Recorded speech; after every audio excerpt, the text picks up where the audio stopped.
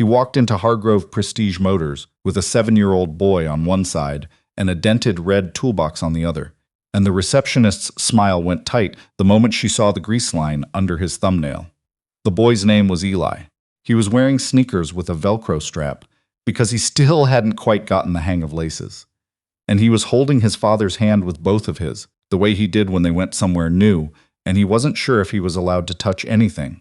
His father's name was Dorian Vance, 38 years old, widower, owner and sole mechanic of a 2-bay garage on the edge of Merrifield, Tennessee, population a little under 4,000, where the main street still had a hardware store and a diner that hadn't changed its menu since 1987.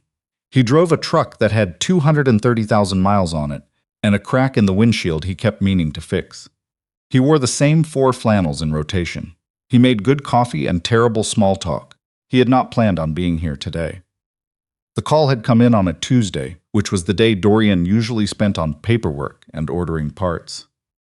A woman named Sheridan Cross had left a message with the kind of precise diction that told him she was used to people writing things down when she spoke. She said she was the executive assistant to Mr. Aldous Breck. She said the name like it should mean something, and it did, a little, the way you know a mountain by its silhouette before you've ever been close to it. Aldous Breck had built Breck Industrial from a metal fabrication shop in Chattanooga into a manufacturing empire with operations in 14 states.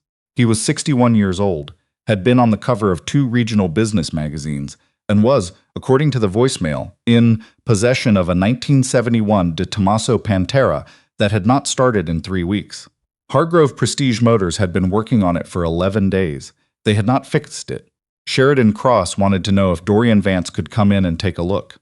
He had almost said no. He had a Subaru with a bad head gasket in Bay 1 and a transmission he'd promised back by Friday. He had Eli's soccer pictures on Thursday and a parent-teacher conference he'd rescheduled twice. He had approximately no business walking into the fanciest dealership in Nashville and telling them they'd missed something. He said yes anyway. He did not entirely know why. Maybe it was the car. A 71 Pantera with the original ZF transaxle was the kind of machine that only came around a few times in a career, and he'd spent 12 years as a powertrain engineer at Stellantis before his wife got sick and everything reshuffled, and he ended up back in Merrifield where he'd grown up, in a garage that had belonged to his father, fixing pickup trucks and riding mowers, and the occasional interesting thing that wandered in off the highway. The interesting things were rarer than he would have liked. This was interesting. The other reason was that Eli had been in the car when he listened to the voicemail back, and Eli had heard him say a De Tomaso Pantera under his breath. And Eli had said, "Is that the one with the Ford engine in it?"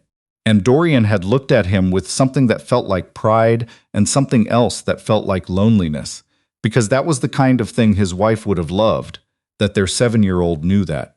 She had loved cars, not in a hobbyist way, in a knowing way. She'd been the one who first told Dorian that the Pantera's mid-mounted 351 Cleveland was the same block Ford used in the Mustang Boss, and she'd said it at a car show when they were 24, and he'd married her 14 months later, which was not entirely unrelated. Her name had been June. She had been gone 2 years and 4 months. "Dad," Eli said now, from the passenger seat of the truck as they pulled into the Hargrove lot, "why is the parking lot so clean?" "Because they pay someone to clean it." "Our parking lot isn't clean." "No. There's a hubcap by the drain that's been there since October." I know. It's February." "I know, Eli." The boy considered this with the philosophical patience of a child who has learned that some problems exist in a category beyond solution. Then he picked up his small backpack, the one with the patch of a cartoon wrench on the front that Dorian's mother had ironed on, and he said, "Can I bring the kit?"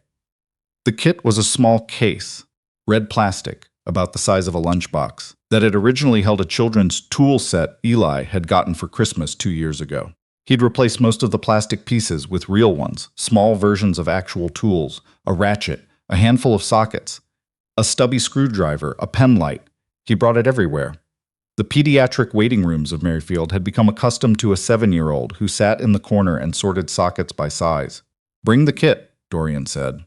The service director at Hargrove was a man named Philip Teague, mid-50s, with the particular quality of stillness that comes from having spent 30 years being politely superior to people.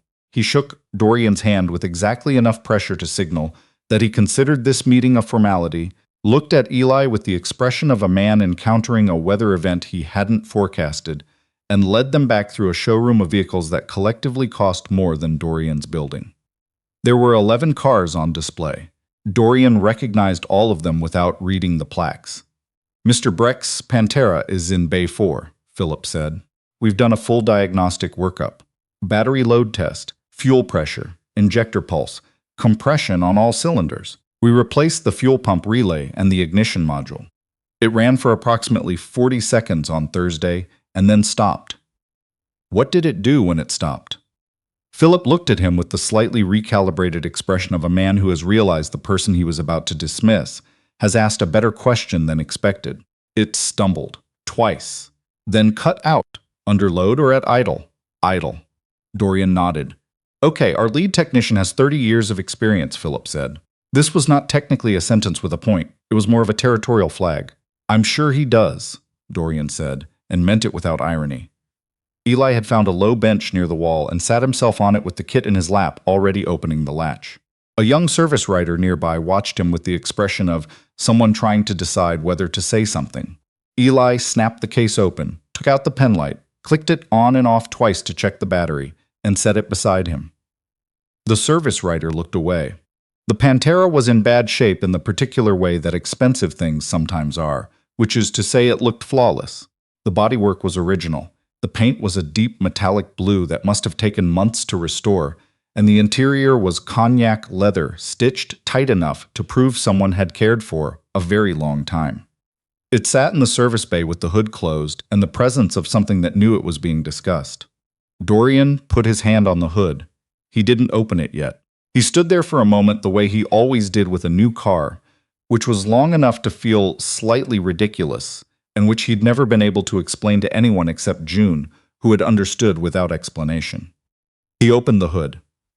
The 351 Cleveland was there, and it was correct, meaning it was the right engine for this car, and it had not been modified in any way that immediately offended him. He could see where the new fuel pump relay had been installed. He could see the ignition module. He leaned in. They tested the ignition module? He said. Philip had followed him to the bay and stood at the edge of it. Brand new unit. Installed Monday. Dorian looked at the wiring harness. He followed it with his eyes, then with his hands. The Pantera's harness was Italian-made and had its own logic, which was different from American logic and slightly different from German logic, and which had a specific way of failing that he knew because he'd written a technical paper on Italian-American powertrain compatibility at Stellantis that exactly 3 people had read, and one of them had been his supervisor, who hadn't understood it. He found it in 11 minutes. It wasn't the module. The module was fine. It was the connector behind the module, the one that joined the Italian harness to the replacement module, which was American. The connector was correct by spec.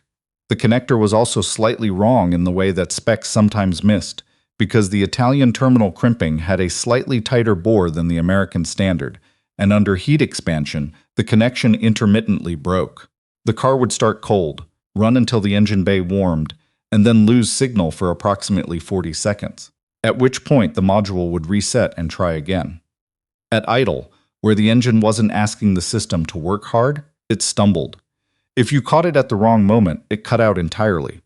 It was not a problem a diagnostic machine would find, because the connection was good when the machine was reading it.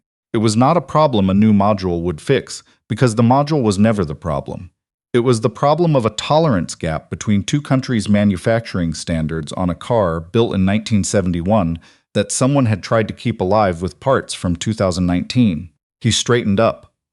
You need a custom adapter sleeve on the harness connector, he said. Brass, .002 tighter on the inner bore. You can have one machined, or I have one in the truck that I made for a different Italian car 5 years ago that should be close enough to test the theory. Philip looked at him. Or I can draw up the spec and your fabrication contact can make it, Dorian said. Whichever. There was a silence of the kind that happens in a room when something shifts that can't unshift. You have this part, Philip said, in your truck. I have something similar. It's not an exact match, but if the car starts and runs warm without cutting out, That confirms what we're looking for. He got the sleeve from the truck. Eli walked out with him, carrying the kit, and didn't ask questions because he had learned from 2 years of garage life that his father sometimes needed quiet to think, and quiet was something Eli could give, which was its own kind of understanding. The sleeve was in a small organizer in the back of the truck cab, in a compartment labeled in Dorian's handwriting, with a label maker he'd gotten free with a parts order.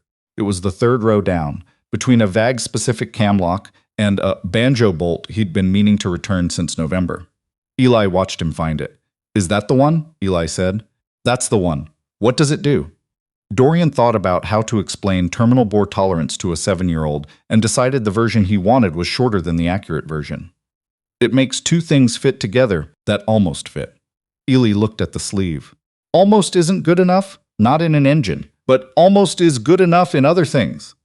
Dorian looked at his son for a moment. The light in the parking lot was the thin gray of February, and Eli's hair was doing the thing it did when he hadn't let Dorian comb it, which was most mornings, which was stick straight up in a small ridge above his left ear. "Sometimes," Dorian said. "Not in engines." They went back inside. He installed the sleeve in 40 minutes. It was not a fast job done right, and he did it right, which meant he reseated the harness routing while he was in there. Because it had been rubbing against a bracket, that would eventually cause a different problem, and he checked the ground strap on the engine block because the Pantera's grounding was famously unreliable, and if they were going to have the hood up, they should at least look. Philip stood at the entrance to the bay for the first 20 minutes and then left, which Dorian understood as a form of retreat that wasn't quite surrender. One of the younger technicians stayed. He was maybe 26, with a name tag that said Roe, and he watched without pretending not to. After the first 10 minutes, he moved closer. After 20, he was standing next to Dorian. "The bore tolerance," Roe said. "I wouldn't have thought to look at that. Most people don't. It's not in any of the service documentation, because the car was never supposed to have American replacement parts. How did you know to look?" Dorian didn't answer right away. He was rerouting the harness by feel, hands in a space that was tight, even for someone with narrower hands than his. "I spent about 3 years looking at powertrain compatibility issues across Italian and American platforms. After a while, you develop a vocabulary for what can go wrong. Where did you work?" "Stellantis. Before that, a supplier in Michigan." Roe was quiet for a moment. "And now you're in Merrifield. Is that Tennessee?" "Small town." "Oh." Another pause. "By choice?" Dorian thought about June, about the way the last year had gone, and the year before that, and the specific quality of the light in the hospital room in November 2 years ago, and the drive home, and Eli asleep in the back seat, and the garage that his father had left him that still had his father's handwriting on the oil change log from 2003.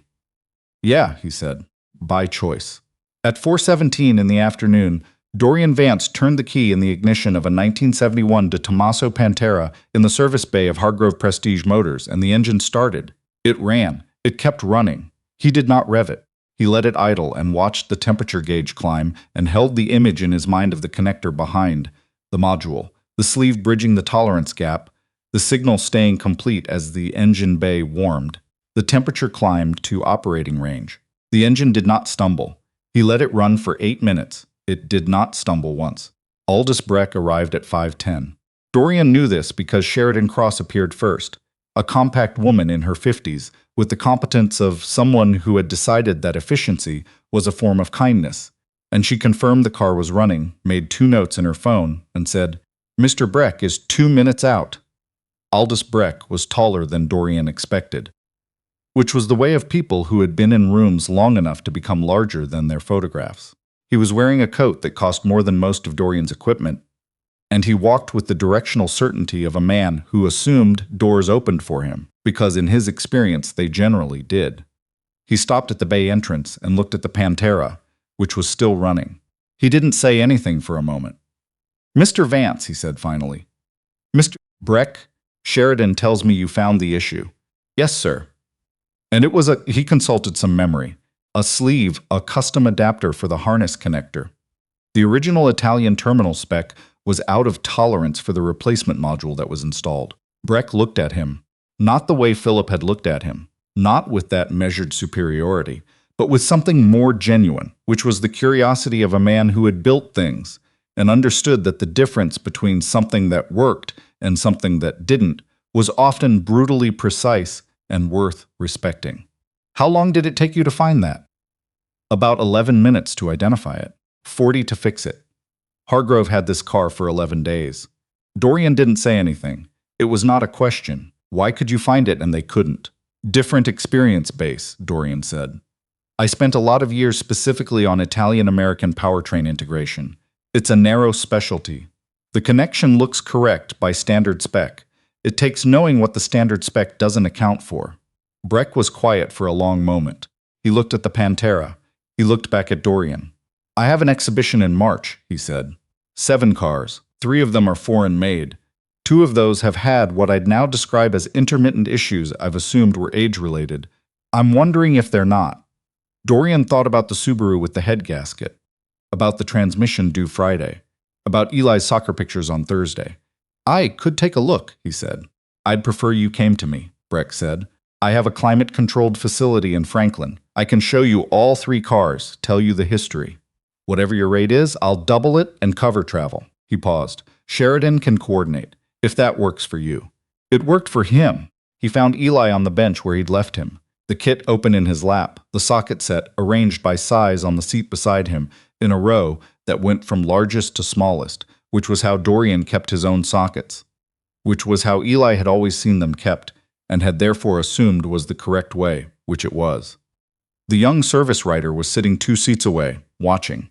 He had apparently been there for some time. He looked up when Dorian came over.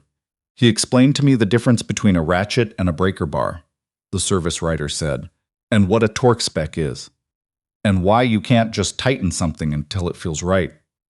How long have you been sitting here? About 45 minutes. Ellie was putting the sockets back in the kit with the patient precision of someone who has a system and intends to maintain it. Dad, he said, without looking up. Did the car start? It started. Did it keep going? It kept going. For how long? 8 minutes. Eli snapped the kit shut. He seemed to consider this the appropriate result, which it was. He picked up the kit and stood up and looked at his father. Can we get dinner on the way home? We can get dinner on the way home. The diner? Wherever you want. Eli looked at him for a moment, not with any particular dramatic weight, not with the studied significance of a child who knew he was in a story. Just the way 7-year-olds look at their fathers sometimes, which is with the unself-conscious certainty that their father is the fixed point everything else orbits, and that as long as that's true, most things will eventually be okay. The diner, he said. They walked out through the showroom, past the 11 perfect cars, past Philip Teague, standing near the service desk, with the expression of a man revising several of his assumptions, past the receptionist whose smile this time was different and less controlled. Through the clean glass doors and into the thin February light of the parking lot, Dorian's hand in Eli's, and the red kit swinging at the boy's side. The truck was cold. Eli climbed in and immediately began searching the glove box for the gas station receipt he'd been using as a bookmark in a book about trains that he'd been carrying for 3 weeks and never quite finished. Dorian sat for a moment before he started the engine. He did this sometimes. Sat in the truck for a minute after something finished. June had asked him once what he was doing when he did that, and he'd said he wasn't sure exactly. And she'd said it looked like he was saving it, and he'd said, yeah, maybe that was it, saving it. Keeping it from slipping past too fast. The February light on the parking lot. 11 days of failure resolved in 40 minutes with a sleeve from the 3rd row of a compartment organizer in the back of a truck with a cracked windshield. His son in the passenger seat, half a bookmark somewhere in the glove box, sneakers with Velcro straps because the laces were still coming. He started the truck. The engine turned over on the first try, the way it always did, the way he kept it because he wasn't able to live with the alternative. And he pulled out of the Hargrove Prestige lot and drove them both toward the highway and the diner and Merrifield, where the hubcap was still by the drain and would be there tomorrow too, and he found that tonight, for the first time in a while, that was almost funny.